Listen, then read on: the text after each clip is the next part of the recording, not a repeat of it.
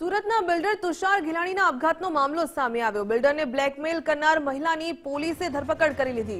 પોલીસની પૂછપરછ બાદ પૂનમ ભદોરિયાની સામે ગુનો નોંધાયો। આર્થિક વ્યવહારોની તપાસ કરતા પૂનમની સંડોવણી ખુલી। પૂનમ અને તુષાર બ્લુ પેપેલોન સ્કૂલમાં ભાગીદારી ચલાવતા હતા।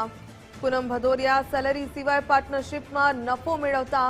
પૂનમ ભદોરિયાએ 2 દુકાન પણ પોતાના નામે કરાવી હતી। 1 કરોડની દુકાનમાં કોઈ ટ્રાન્ઝેક્શન થયું નહોતું। એ દુકાન લેવામાં આવી હતી, તેની માટે ટ્રાન્ઝેક્શન ન થયું હોવાનું સામે આવ્યું।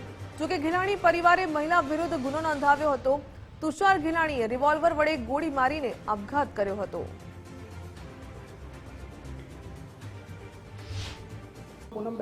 પૂનમબેન પર આક્ષેપ થયેલો કે પૂનમબેનની સ્ટ્રેસના કારણે તુષારભાઈએ અત્યધિક પગલું ભરેલાનું છે, જે બાબતે તેમના બેંક સ્ટેટમેન્ટ, તેમના સીએના નિવેદન તથા તેમની આર્થિક વ્યવહારોની લેવડ દેવડ બાબતે પણ ચકાસણી કરવામાં આવી, જેમાં ઇન્વેસ્ટિગેશન દરમિયાન તે વસ્તુ ધ્યાને આવેલ કે જેમાં બ્લુ પેપેલોન નામની સ્કૂલની ભાગીદારીમાં પૂનમબેનનો બેઝિક રોલ સ્કૂલ ચલાવવાનો હતો અને આર્થિક ફંડ એમનું ક્યાંયથી કાગળ પર આવેલું નહોતું, છતાં પૂનમબેન સેલરી સિવાય પણ એઝ અ પાર્ટનર એમનો નફો મેળવતા હતા, જે ધ્યાનને આવતા સીએ મારફત વેરીફાઈ કરાવતા તે હકીકત સાચી જણાય અને તેમના ઇન્કમટેક્સ રિટર્ન તથા જે બેલેન્સ શીટ છે જોતા તેમને આર્થિક લાભ મેળવેલાનું સ્પષ્ટ રીતે